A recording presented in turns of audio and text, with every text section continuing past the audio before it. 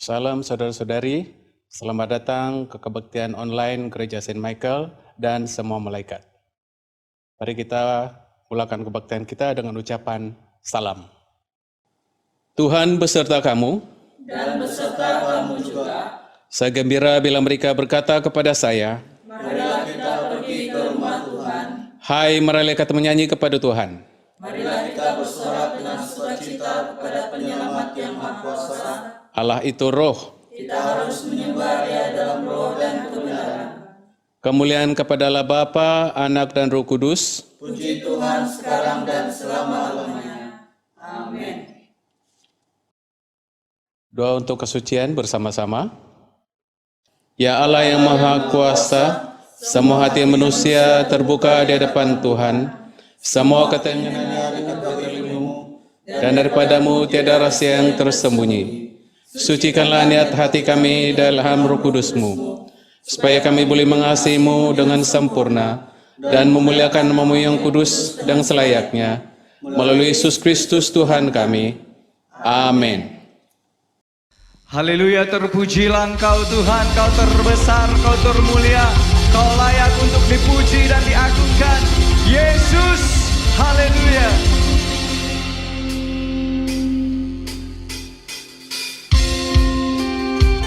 Mari kita angkat pujian ini sambil bertepuk tangan.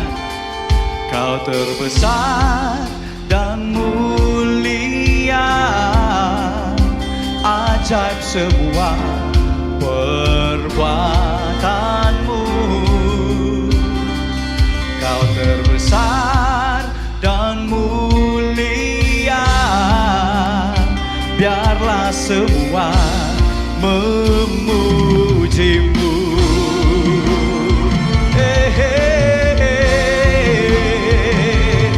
Biarlah semua memujimu, Yesus. Yes.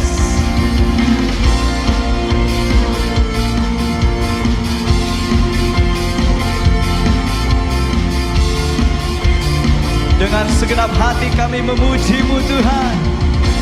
Segenap hati aku memuji, segenap jiwa aku bernyanyi, karena Roh-Mu ada dalamku Tuhan.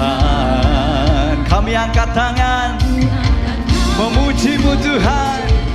Ku angkat suara dan bernyanyi, karena Roh-Mu ada dalamku Tuhan. Mari bernyanyi memuji, ungkapkan sukacita di hati. Kau terbesar, Kau terbesar dan mulia, ajaib semua perbuatanmu. Kau terbesar dan mulia, biarlah semua memuji-Mu. Haleluya, biarlah yang bernafas memuji-Mu Tuhan.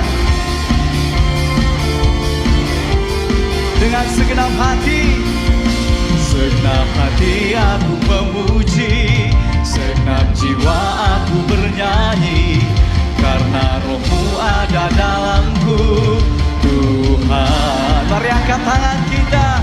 Ku angkat tanganku memuji, ku angkat suara dan bernyanyi, karena Roh-Mu ada dalamku Tuhan. Mari bernyanyi, mari bernyanyi memuji, ungkapkan sukacita di hati.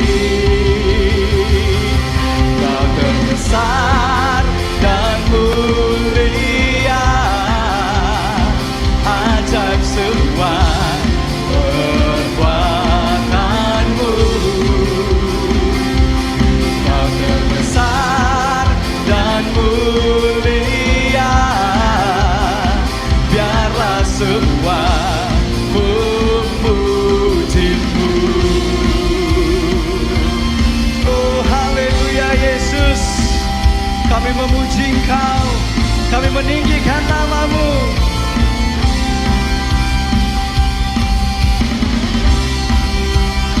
Kau terbesar, haleluya. Kau terbesar dan mulia, ajaib semua perbuatanmu. Kau terbesar dan mulia, semua memujimu. Kau terbesar dan mulia, ajaib semua perbuatanmu. Kau terbesar dan mulia, biarlah semua memujimu. Biarlah semua memujimu. Biarlah semua memujimu. Haleluya, kau terbesar. Hey.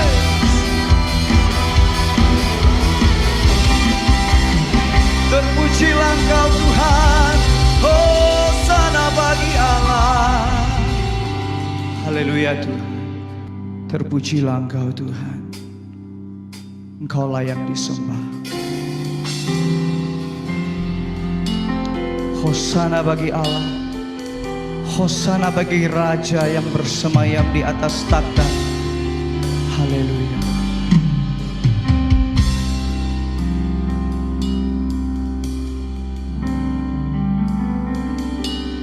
Yesus Tuhan dan Allah kami, Engkau layak menerima pujian, hormat dan kuasa, sebab Kau telah ciptakan segalanya.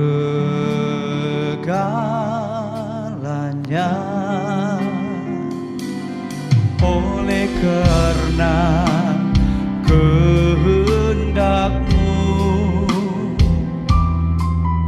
semuanya itu telah ada dan diciptakan untuk kemuliaan-Mu. Terpujilah Tuhan, sana. Terpujilah Tuhan, terpujilah Tuhan Yesus. Sana. Terpujilah Tuhan, terpujilah Tuhan Yesus. Yesus Tuhan, Kau Allah kami. Yesus Tuhan dan Allah kami, Engkau layak menerima pujian, hormat dan kuasa, sebab Kau telah ciptakan segalanya.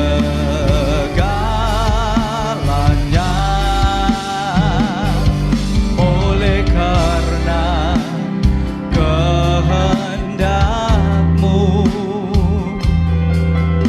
semuanya itu telah ada dan diciptakan untuk kemuliaan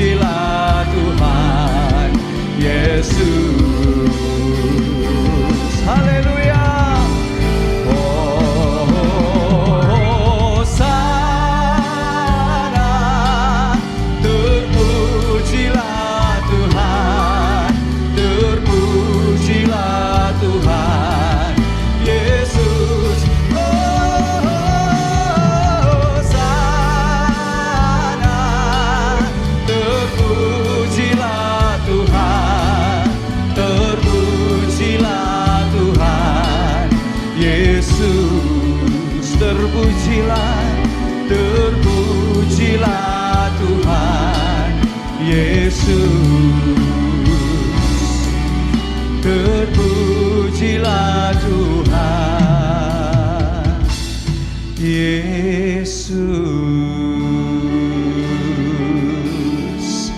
Segala pujian, segala hormat bagimu Tuhan. Amin.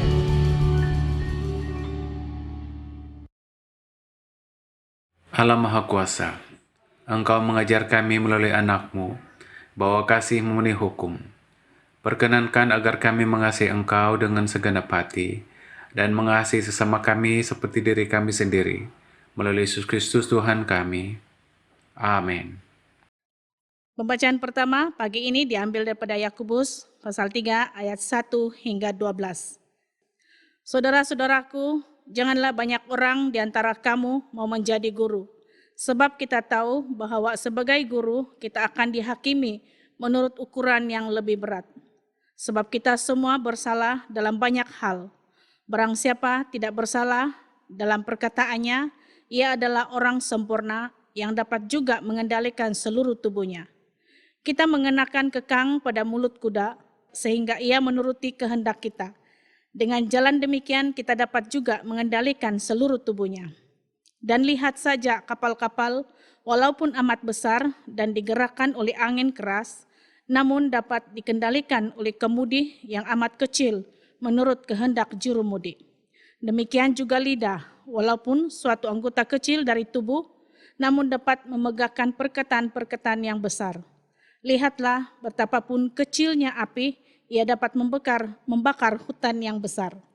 Lidah pun adalah api, ia merupakan suatu dunia kejahatan dan mengambil tempat di antara anggota-anggota tubuh kita, sebagai suatu yang dapat menodai seluruh tubuh dan menyalakan roda kehidupan kita, sedang ia sendiri dinyalakan oleh api neraka.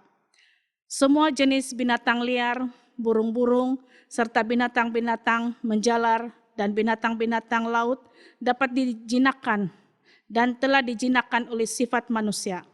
Tetapi tidak seorang pun yang berkuasa menjinakkan lidah. Ia adalah sesuatu yang buas, yang tak terkuasai, dan penuh racun yang mematikan. Dengan lidah kita memuji Tuhan, Bapa kita, dan dengan lidah kita mengutuk manusia yang diciptakan menurut rupa Allah. Dari mulut yang satu keluar berkat dan kutuk. Hal ini, saudara-saudaraku, tidak boleh demikian terjadi. Adakah sumber memancarkan air tawar dan air pahit dari mata air yang sama? Saudara-saudaraku, adakah pohon ara dapat menghasilkan buah zaitun, dan adakah pohon anggur dapat menghasilkan buah ara? Demikian juga mata air asing tidak dapat mengeluarkan air tawar. Demikianlah firman Tuhan. Pembacaan kedua diambil dari Injil Markus, pasal yang ke-8, bermula di ayat yang ke-27 dan berakhir di ayat yang ke-38. Kemudian Yesus beserta murid-muridnya berangkat ke kampung-kampung di sekitar Kaisarea Filipi. Di tengah jalan ia bertanya kepada murid-muridnya, katanya, "Kata orang, siapakah aku ini?" Jawab mereka, "Ada yang mengatakan Yohanes Pembaptis, ada juga yang mengatakan Elia, ada pula yang mengatakan seorang dari para nabi." Ia bertanya kepada mereka, "Tetapi apa katamu? Siapakah aku ini?" Maka jawab Petrus, "Engkau adalah Mesias." Lalu Yesus melarang mereka dengan keras supaya jangan memberitahukan kepada siapapun tentang dia. Kemudian mulailah Yesus mengajarkan kepada mereka bahwa anak manusia harus menanggung banyak penderitaan dan ditolak oleh tua-tua, imam-imam kepala, dan ahli-ahli Taurat, lalu dibunuh dan bangkit sesudah 3 hari. Hal ini dikatakannya dengan terus terang, tapi Petrus menarik Yesus ke samping dan menegur dia. Maka berpalinglah Yesus dan sambil memandang murid-muridnya ia memerahi Petrus, katanya, "Enyalah iblis, sebab engkau bukan memikirkan apa yang dipikirkan Allah, melainkan apa yang dipikirkan manusia. Lalu Yesus memanggil orang banyak dan murid-muridnya dan berkata kepada mereka, "Setiap orang yang mau mengikut aku, ia harus menyangkal dirinya, memikul salibnya, dan mengikut aku. Karena siapa yang mau menyelamatkan nyawanya, ia akan kehilangan nyawanya.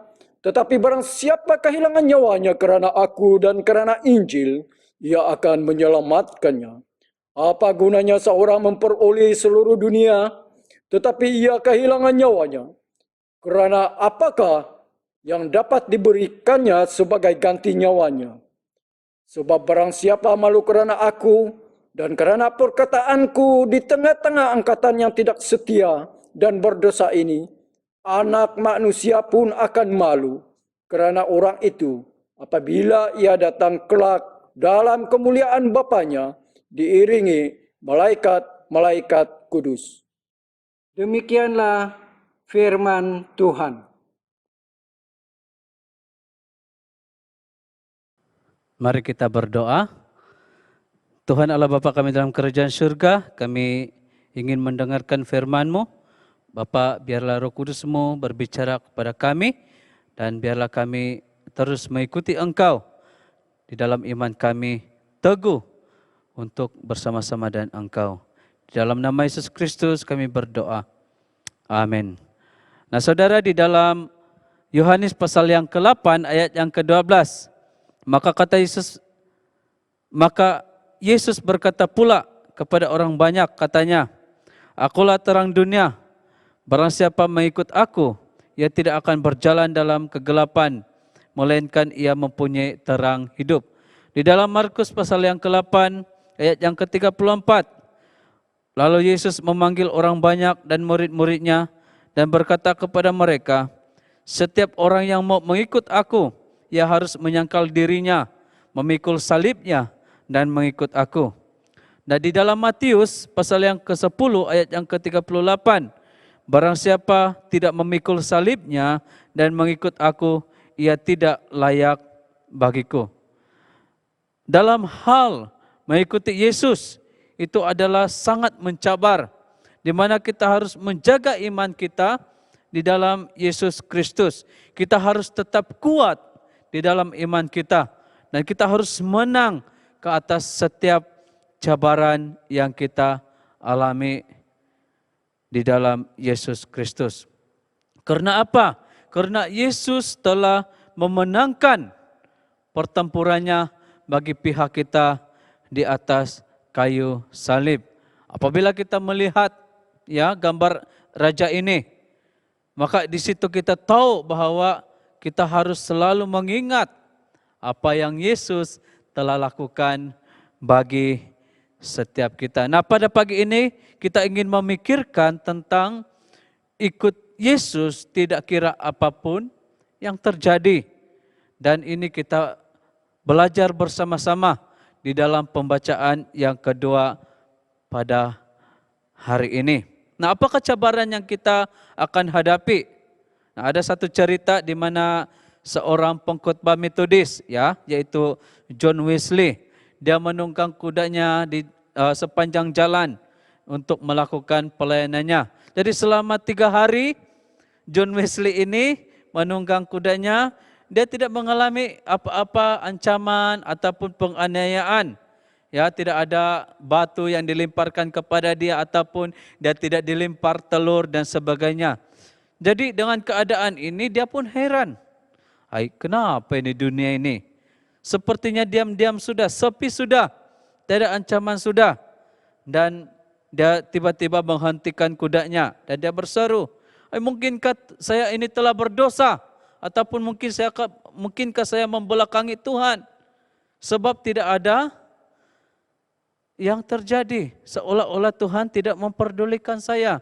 Lalu dia turun dari kudanya, dia berlutut dan berdoa, "Oh Tuhan, apakah saya ini berdosa terhadap Engkau? Apakah saya melakukan perkara-perkara yang tidak berkenan di hadapan Engkau?" Dan dia berdoa supaya Tuhan memberikan dia penganiayaan. Nah, ada seorang yang mendengar doanya di seberang, ya. Dan orang ini memang seorang yang ganas. Dan orang ini katakan, oh saya kenal ini pengkhotbah ini. Inilah ini yang ke hulu ke hilir ini berkhotbah. Hari ini saya akan habiskan orang ini. Dia ambil satu batu dan lontar kepada John Wesley. Tetapi tersasar. Hanya jatuh di tepinya saja. Dan John Wesley meresponi dia dengan serta-merta, Yahoo! Dia melompatlah, mungkin dia melompatlah pada waktu itu. Ya, dia gembira dan berseru, terima kasih Tuhan.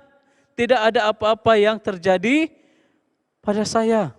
Sekarang saya tahu bahwa saya dapat merasakan kehadiran-Mu. Tuhan Yesus bersama dengan saya. Dan dia meneruskan perjalanannya dengan sangat gembira. Nah, di dalam Yohanes 12 ayat yang ke-26, barang siapa melayani aku, kata Yesus, ia harus mengikut aku, dan di mana aku berada, di situ pun pelayanku akan berada. Barang siapa melayani aku, ia akan dihormati Bapa. Jadi John Wesley tahu bahwa di dalam pelayanannya Allah bersama dengan dia.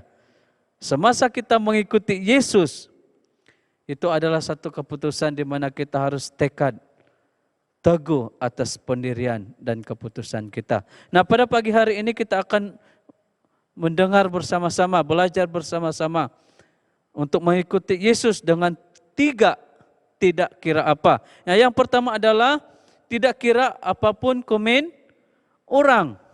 Ya, nah kita tahu bahwa semua manusia sejak lahirnya sehingga manusia itu meninggal akan dikomen oleh semua orang. Bayi saja kita lihat, kalau bayi itu lahir, apabila orang nampak, wah comilnya macam muka bapak sama mamanya. Kalau bayi itu menangis pun, wah bayi ini sangat cute, menangis pun cute. Kalau minum cepat, wah bagus ini bayi dia cepat makan, cepat minum. Makan bubur lah. Nah, ketika anak itu sudah besar, pastinya lebih banyak komen. Kalau dia menjadi seorang muda-mudi, mungkin dia akan berkata, saya ingin menerima Tuhan Yesus sebagai Tuhan dan Juru Selamat saya. Mungkin saja dia disokong, ataupun juga dia akan dikomen oleh ahli keluarganya ataupun rekan-rekannya. Kalau dia menjadi seorang pemimpin sudah, apa yang terjadi?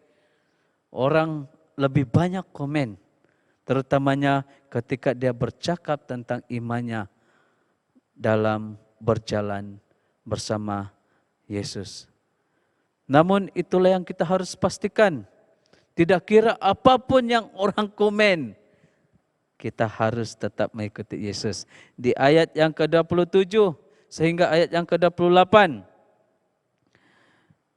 Kemudian Yesus beserta murid-muridnya berangkat ke kampung-kampung di sekitar Kaisarea Filipi.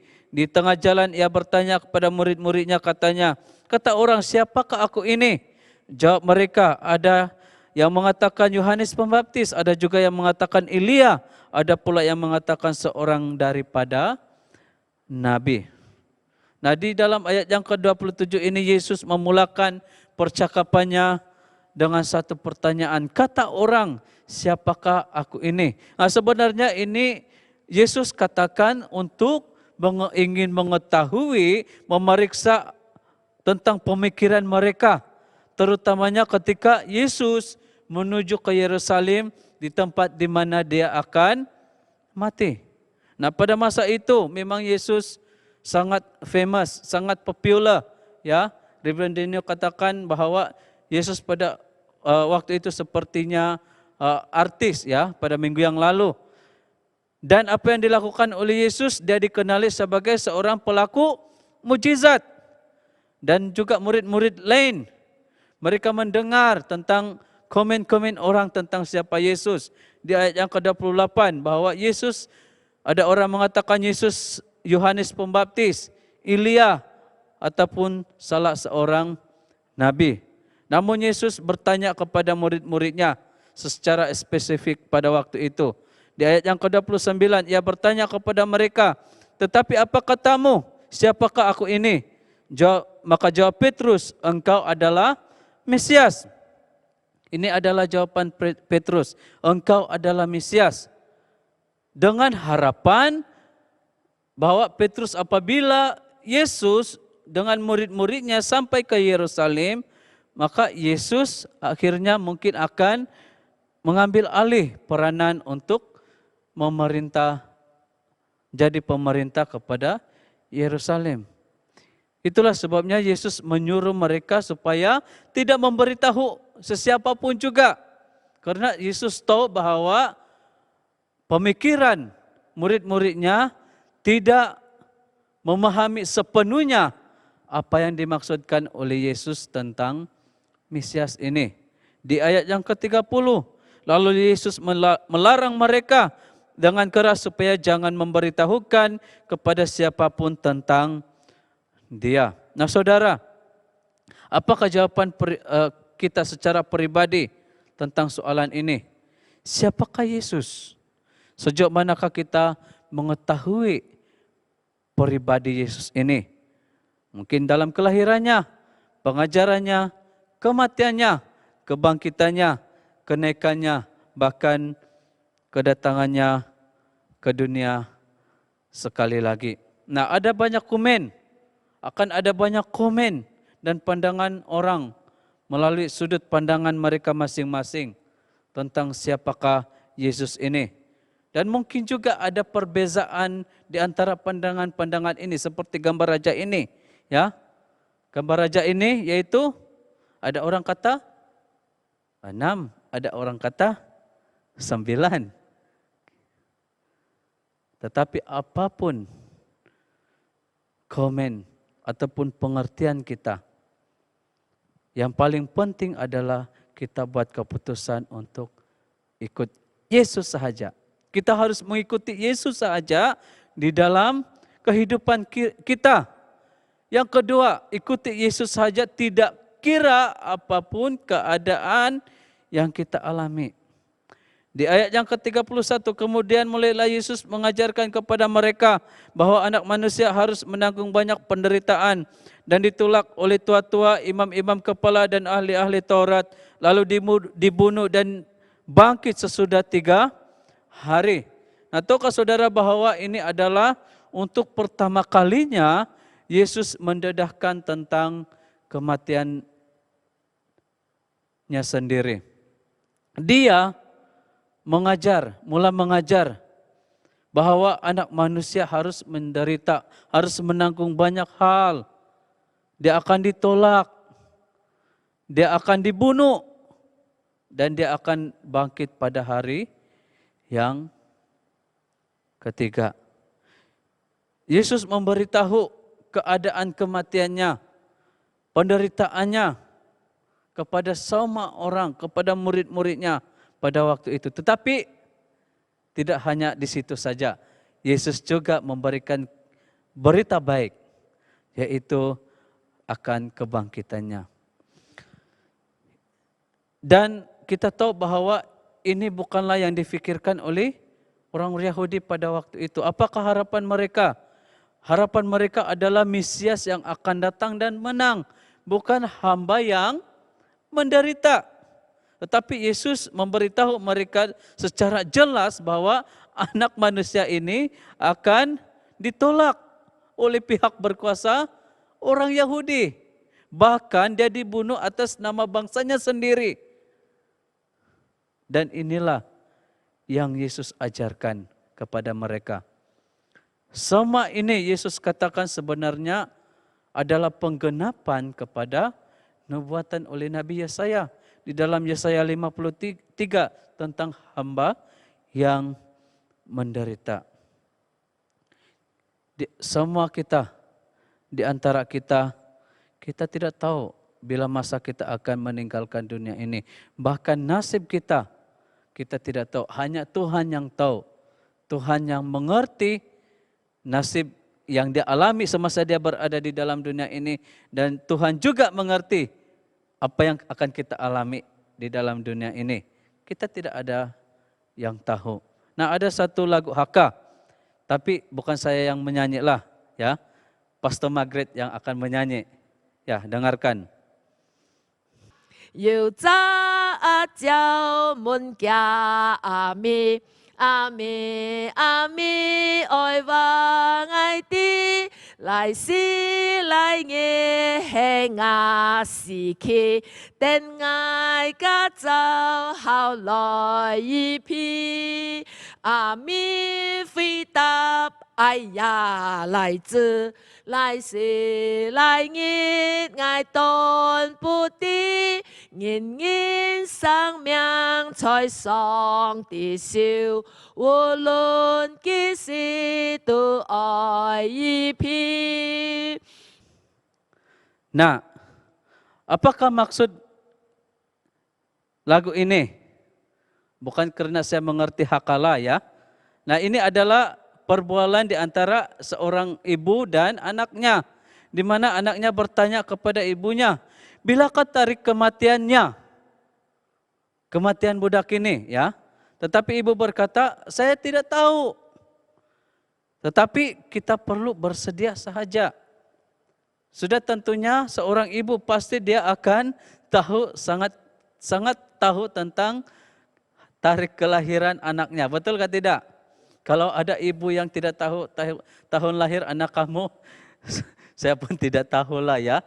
Ya, tapi seorang ibu pastinya dia tahu tentang bila anaknya lahir.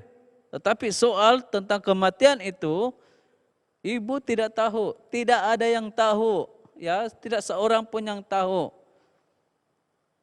Apa yang harus kita lakukan?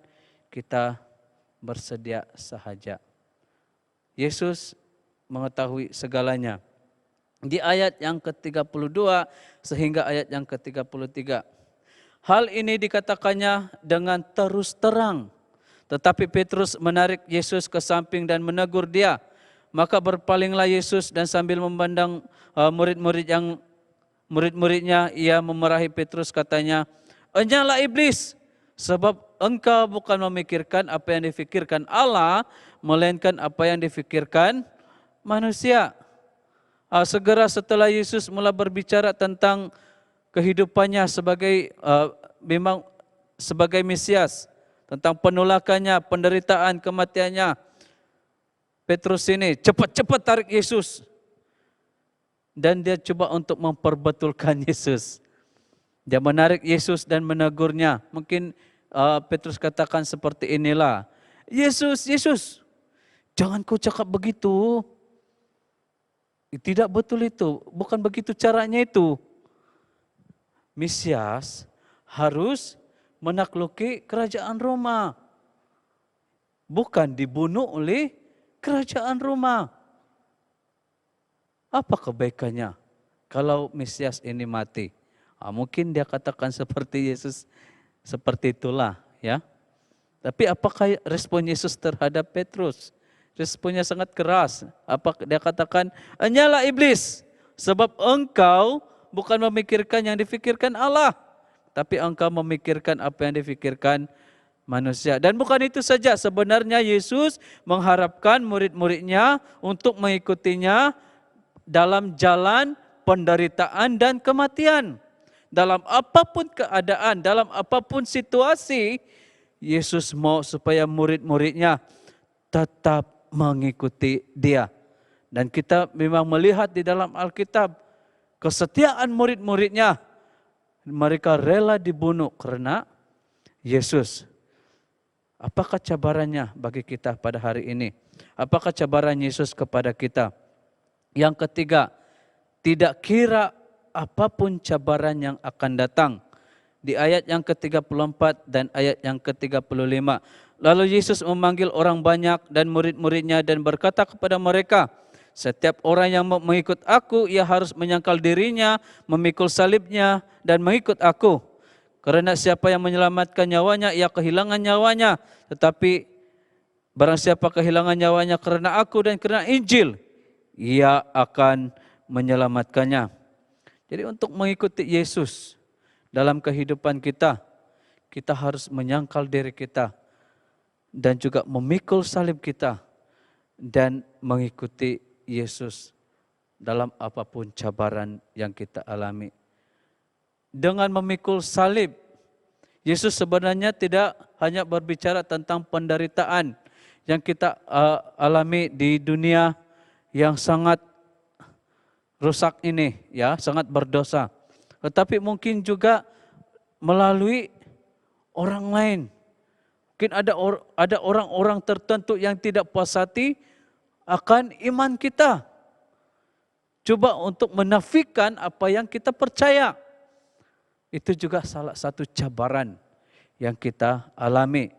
Mungkin kita mengalami kesakitan yang serius, ataupun kita mengalami wabak ataupun bencana alam. Banyak penderitaan yang kita alami, dan hari-hari ini kita dapat melihat ramai orang yang meninggalkan iman mereka karena mereka tidak tahan menghadapi banyak cabaran di dalam kehidupan mereka. Dan Yesus melihat ini sebenarnya sudah lebih jauh 2000 lebih tahun yang lalu, di mana memang setiap orang akan mengalami penganiayaan dan kita harus sedia untuk menghadapi penganiayaan itu.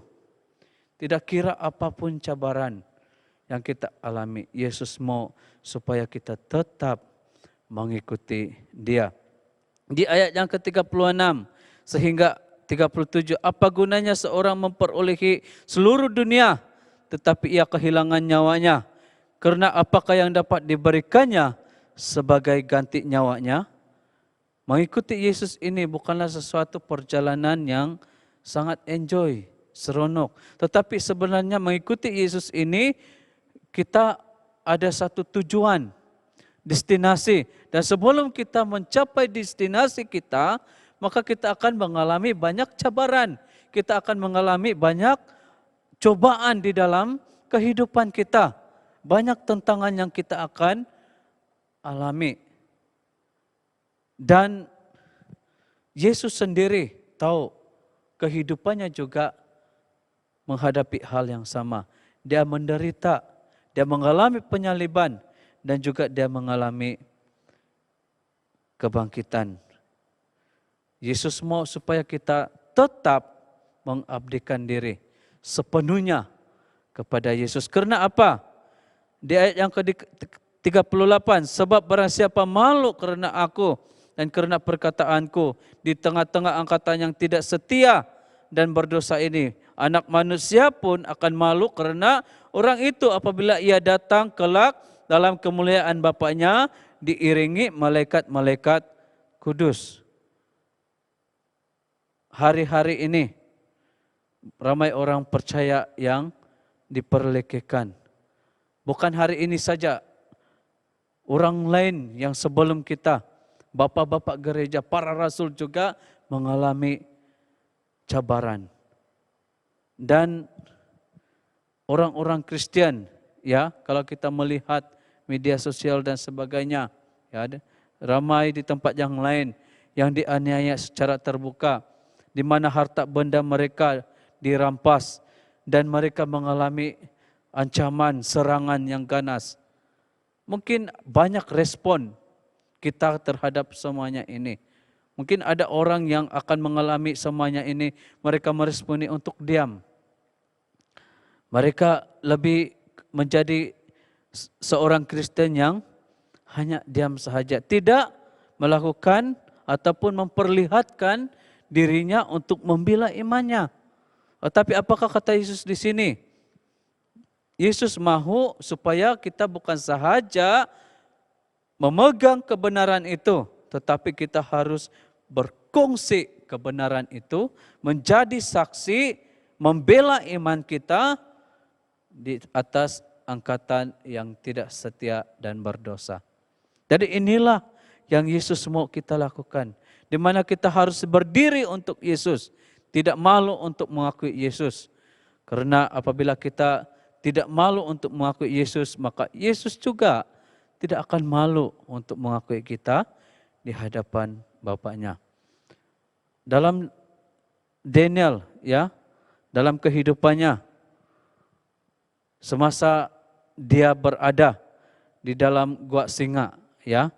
Latar belakangnya adalah pada masa itu Daniel dipilih menjadi wakil atas kerajaan pada waktu itu. Di mana lalu berkenanlah Darius mengangkat 120 wakil raja atas kerajaannya. Mereka akan ditempatkan di seluruh kerajaan, membawahi mereka diangkat pula 3 pejabat tinggi. Dan Daniel salah satu dari ketiga orang itu. Nah, maka Daniel melebihi para pejabat tinggi dan para wakil raja itu karena ia mempunyai roh yang luar biasa. Daniel menjadi seorang yang lebih tinggi lagi. Jadi wakil-wakil yang lain, apa yang mereka lakukan? Mereka mau menjatuhkan Daniel karena mereka cemburu dengan apa yang ada pada Daniel.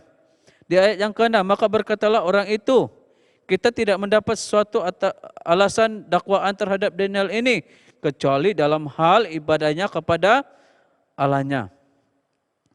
Dan di ayat yang ke-8, mereka sudah bincang-bincang. Lalu apa yang mereka katakan? Semua pejabat tinggi kerajaan ini, semua penguasa dan wakil raja, para menteri dan bupati telah mufakat supaya dikeluarkan kiranya satu penetapan raja dan ditetapkan suatu larangan agar barang siapa yang dalam 30 hari menyampaikan permohonan kepada salah satu dewa ataupun manusia kecuali kepada Tuanku ya Raja, maka ia akan dilemparkan ke dalam gua singa. Jadi raja ini pun tidak fikir sudah oke, no problem. Nah, apabila sudah dikeluarkan perintah di ayat yang ke-11, demi didengar Daniel bahwa surat perintah itu telah dibuat, pergilah ia ke rumahnya dalam kamar atasnya dan tingkap-tingkap yang terbuka ke arah Yerusalem. 3 kali sehari ia berlutut berdoa serta memuji Allahnya seperti yang biasa dilakukannya. Ayat ke-12, lalu orang-orang itu bergegas-gegas masuk dan mendapati Daniel sedang berdoa dan bermohon kepada Allahnya. Wah, pandai mereka ini ya, perangkap Daniel. Mereka intip Daniel. Nah, apa yang terjadi selepas itu? Mereka buat laporan kepada raja. Lalu ayat 14, lalu kata mereka kepada raja, Daniel salah seorang buangan dari Yehuda, tidak mengindahkan Tuanku ya Raja, dan tidak mengindahkan larangan yang Tuanku keluarkan, tetapi 3 kali sehari ia mengucapkan doanya. Ayat yang ke-15, setelah raja mendengar hal itu, maka sangat sedihlah ia dan ia mencari jalan untuk melepaskan Daniel. Bahkan sampai matahari masuk, ia masih berusaha untuk menolongnya. Tapi perintah tetap perintah. Di ayat yang ke-17, sesudah itu raja memberi perintah lalu diambillah Daniel dan dilemparkan ke gua singa. Berbicaralah raja kepada Daniel, Allahmu yang kau sembah dengan tekun dialah kiranya melepaskan engkau. Dan raja sangat sedih, sudah dia pulang ke rumah, dia tidak mau ada orang hibur dia karena dia sayang Daniel. Dan pagi-pagi dia datang kepada Daniel. Daniel, kau masih hidupkah? Apakah Allahmu sanggup untuk melepaskan engkau dari mulut singa itu? Lepas itu Daniel kata, ya Raja, kekalah hidupmu. Di ayat yang ke-23, Allahku telah mengutus malaikatnya untuk mengatupkan mulut singa-singa itu, hingga mereka tidak mengapa-apakan aku, karena ternyata aku tak bersalah di hadapannya, tetapi juga terhadap Tuanku ya Raja, aku tidak melakukan kesalahan. Daniel sangat berdiri teguh di dalam pendiriannya, mematuhi perintah Tuhan. Apapun cabaran yang Daniel alami, sampai di gua singa sekalipun, dia tetap mengikuti perintah Tuhan. Nah, apa yang terjadi kepada Daniel pada akhirnya? Dan Daniel ini mempunyai kedudukan tinggi pada zaman pemerintahan Darius dan pada zaman pemerintahan Koresh, orang Persia itu. bagi kita saudara dan saudari di dalam Kristus. Apakah kita juga mau menjadi seperti Daniel?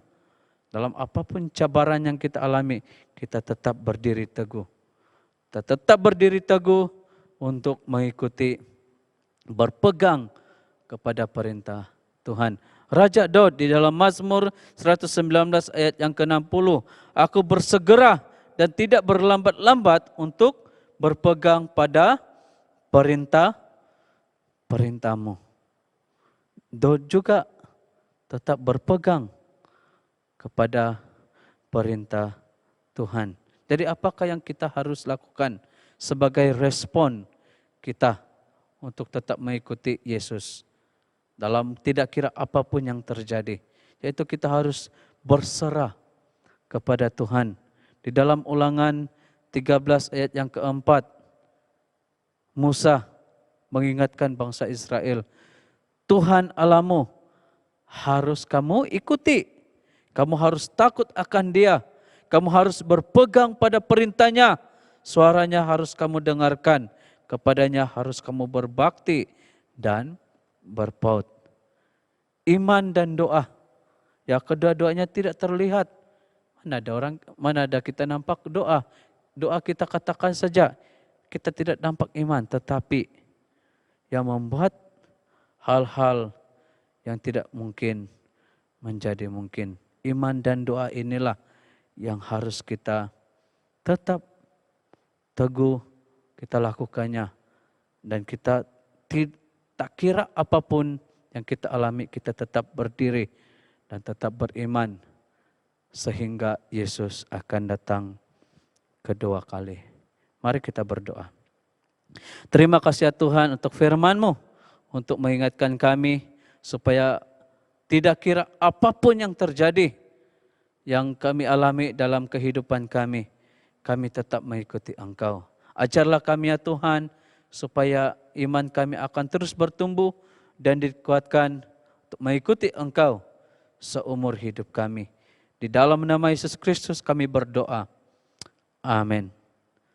Saudara dan saudari, mari kita menyanyikan lagu ini bersama-sama, mengikut Yesus sebagai respon kita terhadap iman kita kepada Tuhan.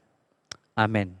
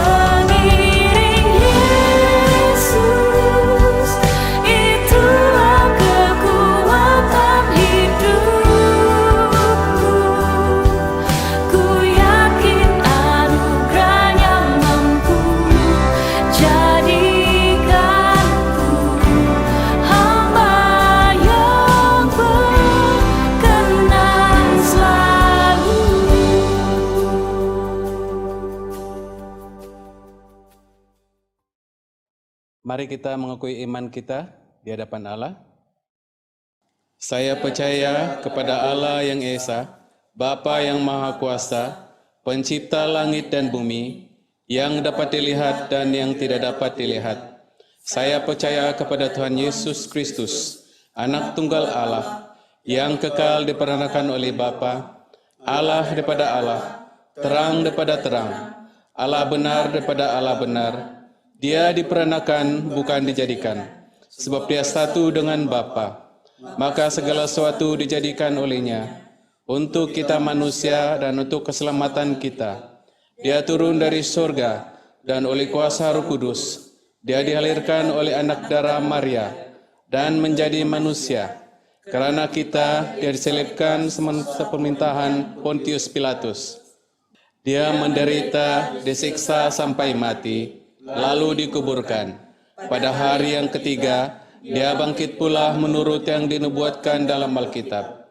Lalu dia naik ke surga. Dia duduk di sebelah kanan Bapa. Dia akan datang kembali dalam kemuliaan untuk menghakimi baik orang yang masih hidup maupun orang yang sudah mati, dan kerajaannya tidak akan berkesudahan. Saya percaya kepada Roh Kudus, yaitu Tuhan dan pemberi hidup, yang datang daripada Bapa dan Anak, serta dengan Bapa dan Anak. Dia disembah dan dipermuliakan. Dia telah berfirman melalui nabi-nabi. Saya percaya kepada gereja sedunia yang kudus, dan daripada rasul-rasul itu, saya mengaku satu baptisan akan mendatangkan pengampunan dosa. Saya menantikan kebangkitan orang mati dan kehidupan dalam dunia yang akan datang. Amin. Sekali lagi kita ingin mengucapkan terima kasih kepada saudara dan saudari yang setia ya di dalam ibadah kita bersama-sama setiap hari Minggu. Walaupun secara online tetapi kita dapat melihat ya kesetiaan jemaat Tuhan untuk beribadah dengan kita bersama-sama. Nah, minggu ini adalah minggu vocation untuk diocese kita. Jadi saya mendorong kita untuk kita terus menyokong ya di dalam minggu vocation ini untuk kita memberikan ya kepada sumbangan kita kepada mereka yang sebenarnya terlibat di dalam pelayanan sepenuh masa ya. Jadi saya mendorong jemaat Tuhan untuk terus menyokong minggu vocation ini. Nah, pada minggu hadapan ya kita masih lakukan ibadah kita secara dalam talian, dan minggu hadapan juga kita akan ada perjamuan kudus dalam talian ya. Jadi mari kita terus siapkan diri kita dan juga siapkan setiap keperluannya untuk perjamuan kudus kita, roti dan air anggur dan sebagainya ya. Dan office gereja kita masih ditutup ya. Kita tidak tahu nanti bila akan dibuka, tetapi jika ada sebarang pertanyaan ataupun keperluan, kami mendorong Anda supaya kamu boleh berhubung dengan pastoral staff ataupun staff-staff yang lain ya. Nah, yang seterusnya adalah persekutuan doa Rabu. Kita masih jalankan persekutuan doa Rabu, tetapi untuk hari Rabu akan datang ini kita akan ada satu gabungan ya. Kita akan ada satu gabungan doa bersama, yaitu hari doa untuk Malaysia.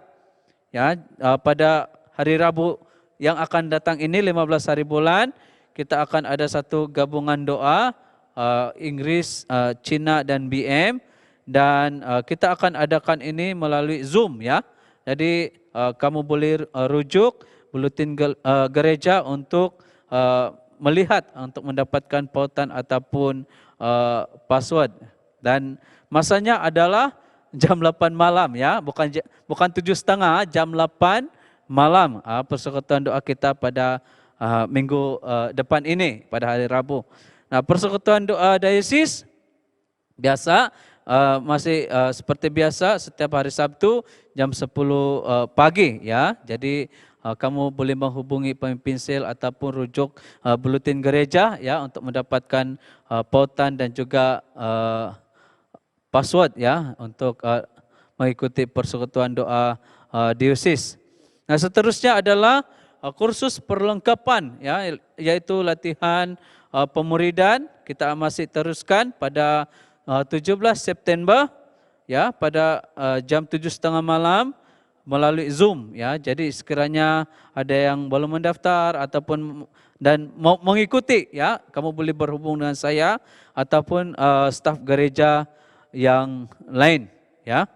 Dan pertemuan semua kelompok sel, ya, bersempena dengan ulang tahun gereja kita St. Michael ke 133 tahun, dan kita akan adakan ini pada 24 September, ya, hari Jumaat jam 7.30 malam melalui Zoom, ya. Jadi pada hari Kamis yang minggu ini, ya, saya sudah hantarkan di setiap grup, ya. Dan mungkin jika ada jemaat yang mau link ataupun potan ini, kamu juga boleh menghubungi pihak gereja lah, ya. Dan kita akan update ini dari masa ke semasa. Minggu hadapan kita akan kirim lagi, dan 23 hari bulan kita akan broadcast, ya, ini link untuk Anda semua, untuk kita dapat bersama-sama mengikuti pertemuan semua kelompok sel ini. Bukan hanya untuk kelompok sel saja, tetapi sebenarnya ini terbuka untuk semua jemaat. Semua jemaat sangat dialu-alukan untuk mengikuti pertemuan ini. Dan seterusnya adalah persekutuan muda-mudi. Kita masih teruskan seperti biasa setiap hari Sabtu jam 7.30 malam diadakan melalui Zoom, ya. Jadi kamu boleh berhubung dengan pemimpin sel ataupun ketua-ketua sel muda-mudi, pelayanan muda-mudi, ya. Dan yang terakhir adalah konferensi doa diosis, ya. Kita masih buka pendaftarannya, tapi kalau boleh kamu daftar lebih awal karena kita takut kehabisan kota, ya. Hanya 1.000 sahaja. Kalau tidak silap hanya 1.000 kotak sahaja untuk semua jemaat dari seluruh Sabah. Jadi kalau kita lambat tidak dapatlah. Jadi kalau boleh siapa yang mau ikut daftar cepat-cepat, boleh hubungi penginjil Charles dengan yuran RM30 sahaja, ya. Dan termasuk t-shirt lah, ya, RM30 itu. Jadi saya mendorong Anda semua jemaat Tuhan supaya mendaftar cepat-cepat, supaya kita dapat daftar cepat-cepat, supaya kita ada tempat yang cepat-cepat, ya, ya. Jadi saya mendorong Anda semualah, ya. Dan berkenaan dengan persembahan dan persepuluhan, sekali lagi kita mendorong jemaat Tuhan untuk kita terus setia, ya, di dalam pemberian persembahan dan persepuluhan kita kepada Tuhan. Pada saat ini mari kita bersama-sama siapkan hati kita untuk doa syafaat. Mari kita berdoa. Bapa kami di surga, kami bersyukur untuk ibadah pada pagi hari ini. Kami diberkati lewat firman Tuhan.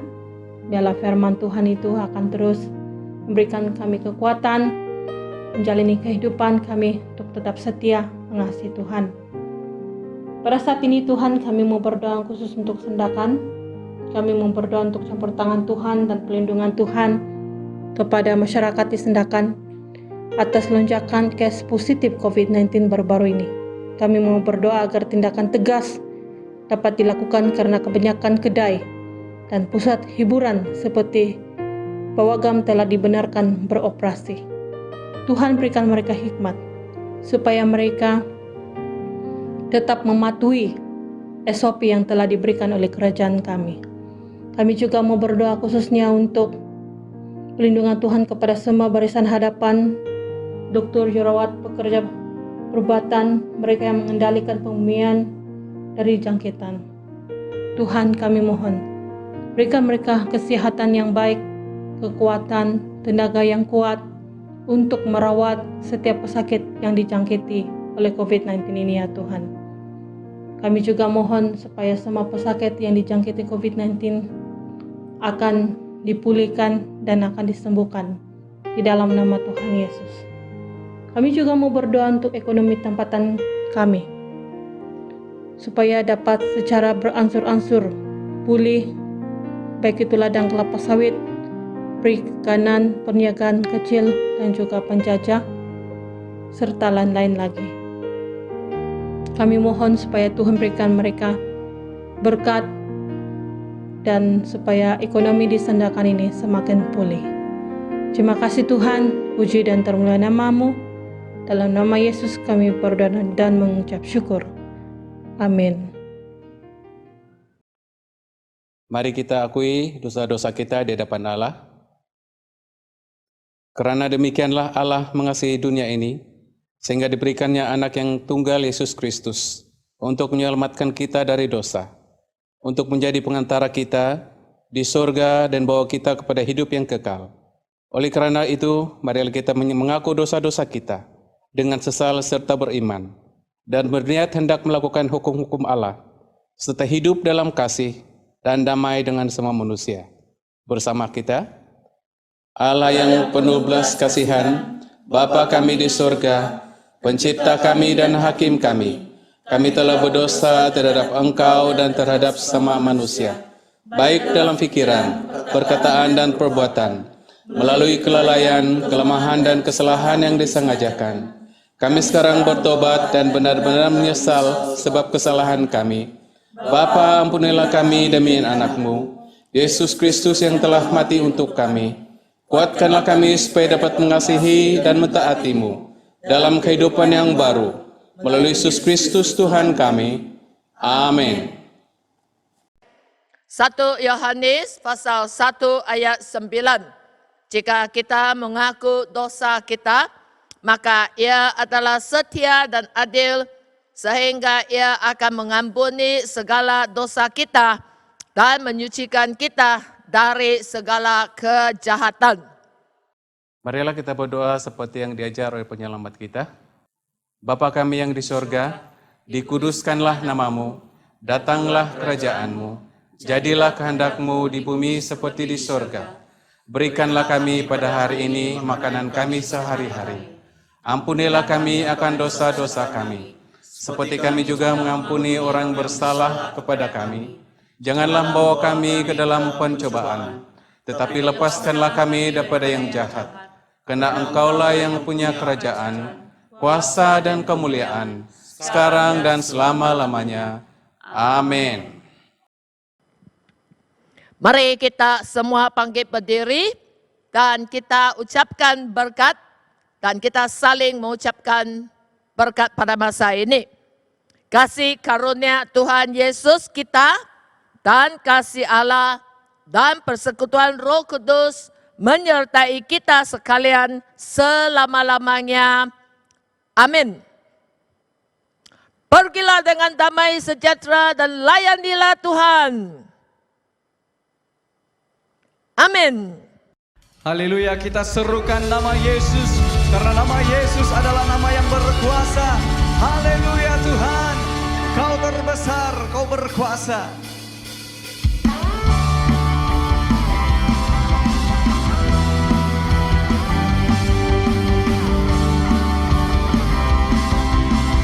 Tuhanku maha besar,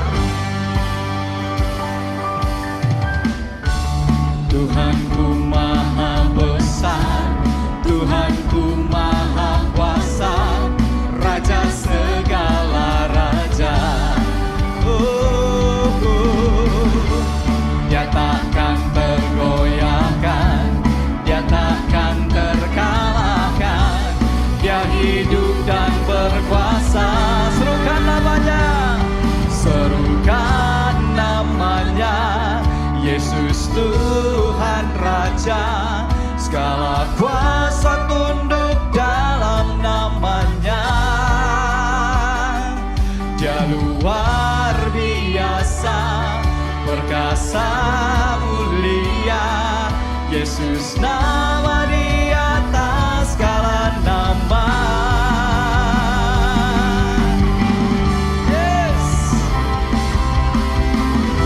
Engkau Tuhan yang maha besar, maha berkuasa, Yesus